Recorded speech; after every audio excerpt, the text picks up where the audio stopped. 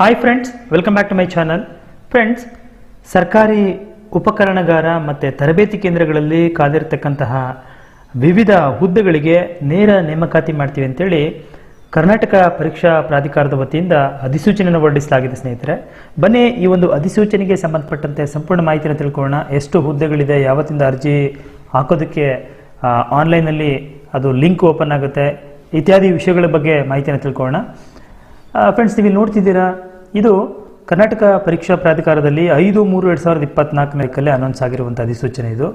ಇಲ್ಲಿ ಸರ್ಕಾರಿ ಉಪಕರಣಗಾರ ಮತ್ತು ತರಬೇತಿ ಕೇಂದ್ರಗಳಲ್ಲಿ ಕಾದಿರತಕ್ಕಂತಹ ವಿವಿಧ ಹುದ್ದೆಗಳಿಗೆ ನೇರ ನೇಮಕಾತಿಯನ್ನು ಮಾಡ್ತೀವಿ ಅಂತ ಅರ್ಜಿ ಕಾಲ್ ಮಾಡಲಾಗಿದೆ.